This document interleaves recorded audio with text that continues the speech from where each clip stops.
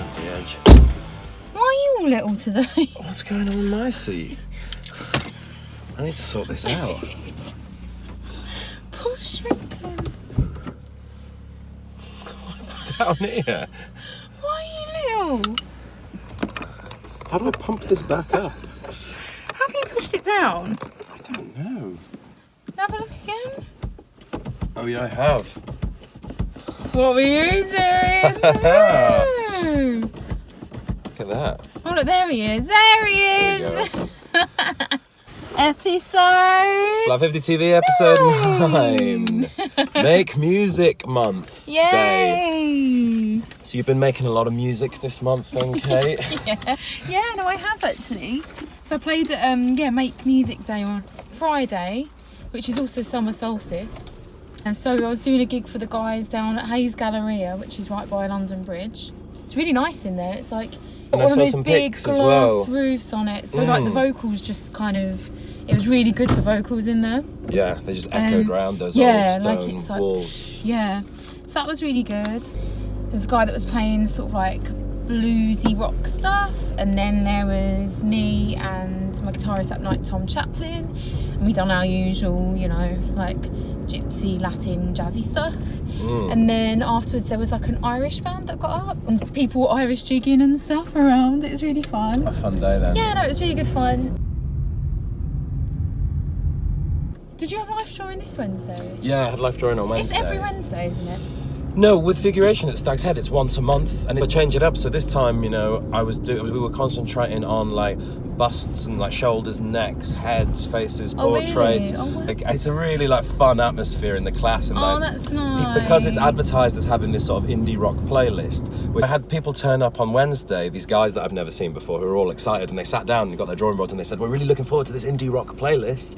And I was like, "Oh, cool! People are like coming to like listen to music and draw." For the ambience. Yeah, and I think that like certain type of music motivates you to draw as well. Wow, I don't so know. that's like a big part of it then. So you're creating a community by the sounds of it. And more next month, 17th of July, back at the Stag's Head.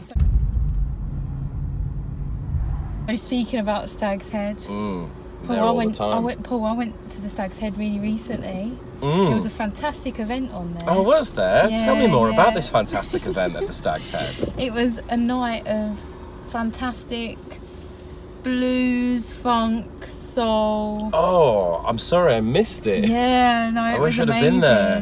Can you let me know next time it's on? So, it was fantastic, wasn't it? It was a The really Stag's good Head. night, yeah. It was. What was really cool about it was, it So was the the 31st first of show May? on the 31st of May. Yeah, it was the first show where I just used people that we've had in Flat50 TV. It was just made up of everyone from Flat50 TV. It's nice actually because I felt like I deeply knew like all of their music by this point. So yeah, I mean like Gordon, what was he, episode 3, actor, musician, Gordon Taggart, on first, warming up the crowd with his awesome acoustic indie rock stuff. Oh, I love Gordon. I don't need a hand from any of my brothers. They're gonna take me to the top just like no other. And somebody told me that this is what you get now. Now you live your life out of your head. Now I see the changes coming from the west side of the east. And then followed by SAULTS. From episode 7, Yes. French funk rock pop band SAULTS, played so well.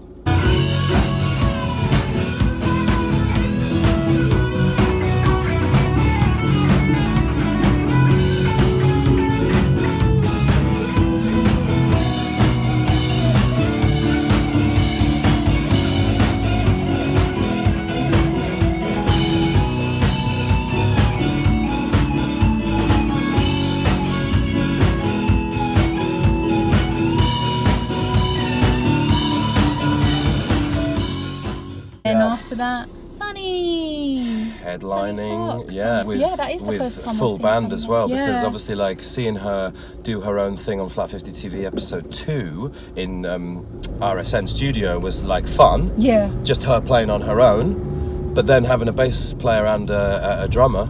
Yeah. you could just see like She's- it really works well as a three-piece. She does, and she's so in control of the band. But she got good like swagger on stage. She has, I'd say and she's got swagger. the songs are just really, really good.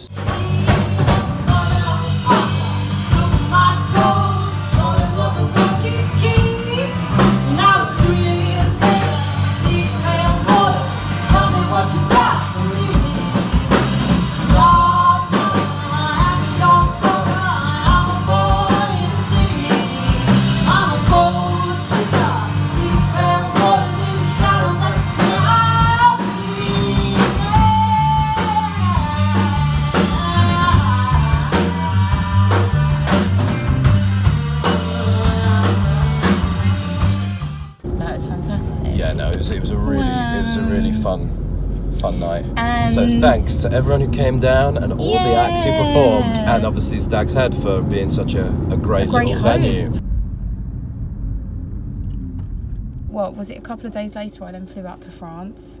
Oh yeah, a few days after the Stag's Head gig you were off to Midem, which we spoke about in episode 7. Yeah, like that was just fantastic. Like, so I was there for like just over a week.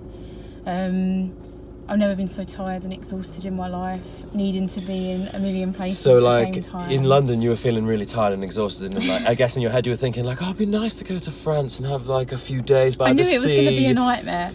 I went out with Music Gateway, Yeah. so I was making these like video diaries with them, which are really cool actually. It's a really nice way of like looking back over my week. Yeah. Because one of my main focuses this year was to get like a very varied kind of, not just go into sessions where I'm hearing people talk, like to go to things where I'm hearing people talk, but to network, to have meetings with people, you know, like, I don't know, I had a meeting with a publisher, I had a meeting with a festival booker. So it was a mixture of like you networking for you and finding stuff for yourself, and for Kate Thomas, the singer-songwriter, but then also working with Midem and Music Gateway to showcase the event from like a musician who's attending it point of view, to promote it and show all the cool stuff they do. So and then because of that, like I got involved in like the party scene a little bit more as well this year. So I was going to a lot of private parties and stuff, which was fantastic. I mean, it's gorgeous, right? It's in Cannes, so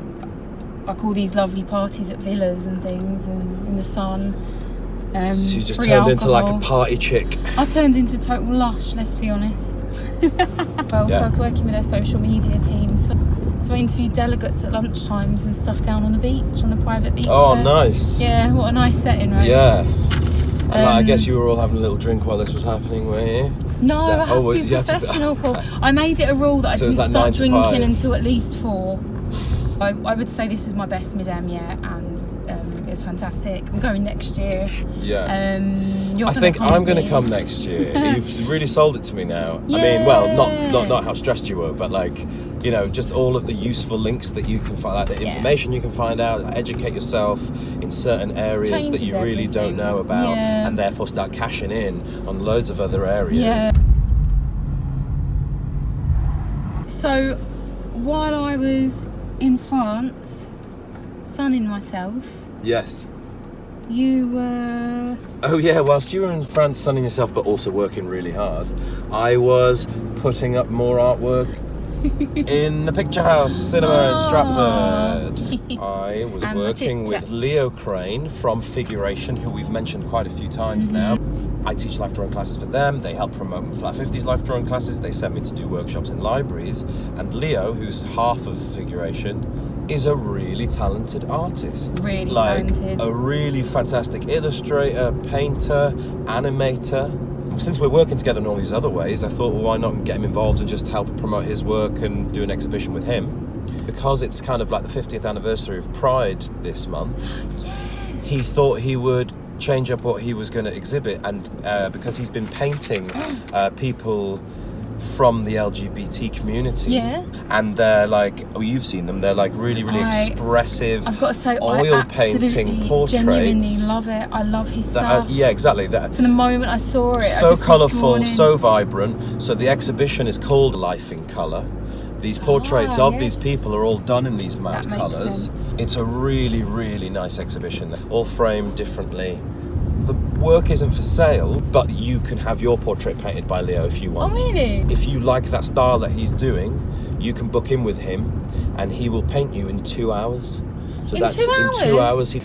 Paint quickly, enjoy it, have a bit of lively chat, and try and kind of get that go. I mean, that's a 2-hour painting. Wow. He does 2 hour sittings, so he'll do a 10-minute charcoal sketch first, and then he'll start painting to you and chatting to you, and it's all about the relationship with the artist and what he gets out of you. So the colours he's choosing are about your personality? Yeah, like the things that you're saying, what colours he thinks to use then at that time, what brush strokes to make, or what strokes to make with a palette knife. So you kind of like them moving around a little bit and talking to you and bringing that and their personality come out. Otherwise you can end up with poses. I mean, obviously if you've got a professional life model, Yeah. which both Roy and Maya are professional life models, they can hold a pose that says something with their body and all that. Yeah. But if you're like Bernard, who's just really come around for some coffee and a catch-up, Yeah. you want him to be comfortable. Yeah. So it's like really thick oil paints, quite sculptural, like the way that he's sort of putting it together. Yeah. And then the brush strokes like sort of inform the character in a way, I guess. Yeah, they're also just because I'm working quickly, have to slap the paint down so the paint ends up being quite thick. How do you pick the people you're going to paint? How does that come about? Do they ask for it? This one is a bit of a mixture. So I was preparing for competitions, so Yeah. I needed to paint. So I invited friends round. Well, it quickly became apparent that most of these people who could come round were like me, queer identified, and so that Yeah. became a nice moment of celebration. Right, okay, yeah. And you know, it's the more you see people like you, the more a place becomes home. And so by painting them, I feel like I've made them more visible, even if it's just for me. Yeah. And that was a nice little theme. I mean, the starting point is Roy, my husband. Oh yeah, of course. So I've got here, Good old Roy. and of course he's a professional life model. So this is the charcoal sketch, and then you paint based on that sketch. Yeah, so I'll do a quick drawing in charcoal, loosen me up, and then for other people who are not used to sitting, that helps them get a bit more comfortable, find their pose. And this is why it's so great to paint friends, or friends of friends. There's something to talk about, a connection to make. Yeah. And then that can drive the painting. It was very much developed with the people who were sitting. Just And getting that's that the fun right bit. atmosphere to That's- work in. Yeah. It's a Pride in London So it's part of- special. Pride in London special. Top 10 things to do for Pride in London according to Wow. Evening Standard. 50th anniversary of Pride this year. Yes, well, since the Stonewall riots in '69. So Life in Colour. Portraits of Queer Londoners by Leo Crane. So this is going to be here for June and July. Leo Crane from Figuration, thank you very much. Thank you. Cheers. But yeah, head to the Picture House Cinema if you're in town, if you're in Stratford, and check out Leo Crane's exhibition. Beautiful portraits.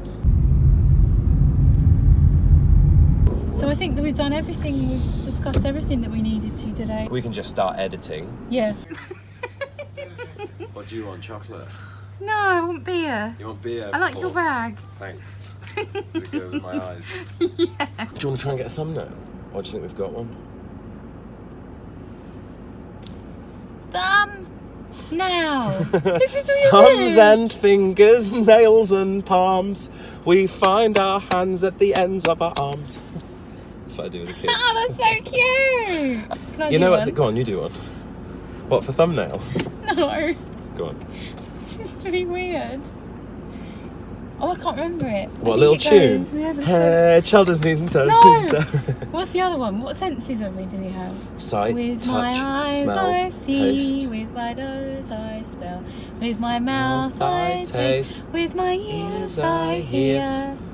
That's only I 4. have got 1, 2, 3, 4, 5 senses. What's the 5th one? Touch.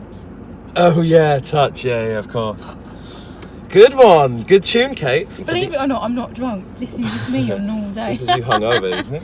I'm not hungover. You're not drinking last night? No. Oh, you're not broken because of that then? No, I'm just because of broken. stress. Life has just broken me. Okay, so Flat50 TV episode 9. Thanks, guys. See you Wait. again. Bye. Wait. What a ridiculous way to end. Goodbye.